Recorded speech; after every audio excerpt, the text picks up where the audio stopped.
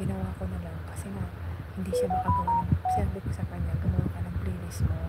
Ito pala, idiretso ko sa iyo yung mga yung na-demonetize.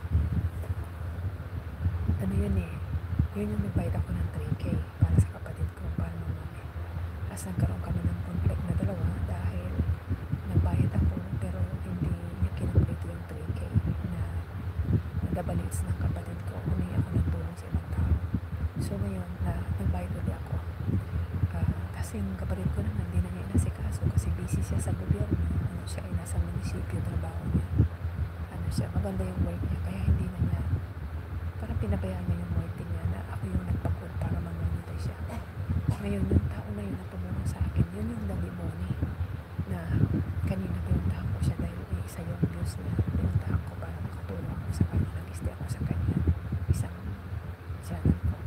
Tapos, ano yan, tawag dito, siya ang nagsabi, sabi niya, sabi niya gano'n, huwag mo na lang, ang plano ko dito kay Arswan, kaya ko siya kinuntak, kahit na yung dalawang 2K niya, ipapaboost ko na lang sana sa kanya, ipaboosting ko na lang sana sa kanya yung 2K na WH, at least yung 2K na WH ni Arswan, madali na natin pagtulungan.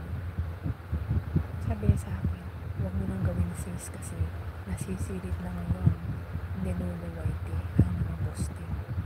Marami ako kanya na kakilala. Sabi niya ganun na yung mga posting nila after 10 days tinatanggal na nilulu. Bumabalik sa dati. Kung ilan yung original na WS nila, yun yung lumalabas. Sabi niya, sayang lang yung bayan, huwag mo nang gawin.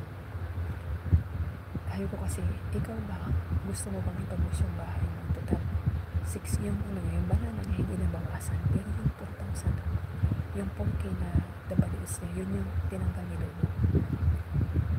So ngayon, sabi ko, gusto mo bang ipaano yan? Nasa Pilipinas kasi siya, wala na siyang trabaho.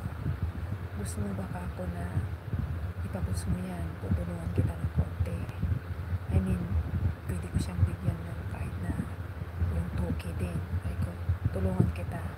Ano yung na sis kasi sayang din. Tinatanggal na ni Lolo ngayon ang mga posting. Alam na niya ang mga posting. Sabi niya, mabuti pa yun. Ipag-play mo. So ngayon, sabi ko sa kanya, hindi kita na ipag-play ngayon kasi meron akong isang inaasikaso na i-play. Yan ang si Arswan. Saka si Sofia. Yan, dalawa. Sofia, si Arswan. Meron pang isa eh. Sinubay ko sana hindi pa naman muna na sinulat ko. Pero ang tinututukan ko si Arswan saka si Sofia. Benmoro. Yan, dalawa na yun. Yung mga member ko kasi na hindi ko mag-member yun si Arswan. Ayan, nagsusuper siya. Hindi naman niya nag-member sa atin eh. Yung ibig sana sabihin sa kanya, nag-member siya doon sa GF niya na hindi naman niya masyadong, ewan ko lang, siyempre GF na yun, mas nandun ang kalooban niya. Pero ang gusto ko sana, nagpa-member din siya sana sa atin na tumutulong sa kanya. Hindi siya nagpa-member. Nandun lang siya sa kanya GF. Sige lang, kung kailan niya maisip, nagpa-member. Ang gusto ko sana sabihin, yung girlfriend niya, advisean niya. Sabi niya sana na kung yung mga tumutulong sa'yo, magpamimber ka sa kanila, diba? Dapat sana ganun ang i-advise niya. Nababasa naman niya yung mga comments natin eh. Nandun naman siya eh. Lagi siyang nandun. Tuwing live nitong si Arswan, nandun siya palagi. Sana, siya mismo ang magsabi na yung mga member mo, o yung mga nagtutulong sa'yo, magpamimber ka. Kasi member siya doon sa kanya. Hindi niya binisa sila sabihin na ito isa. Yan naman ang ano lang naman yun lang naman ang in-return na pamilya. Kasi yung ano yun, nagbibigay siya ng $2 sa mga nagtutulong sa kanya.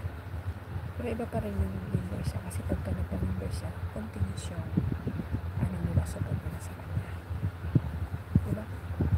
Ngayon, nakadalawang oras na ako. Lovely. I am having to mag-ano ako, sadali lang. Ako'y ano lang,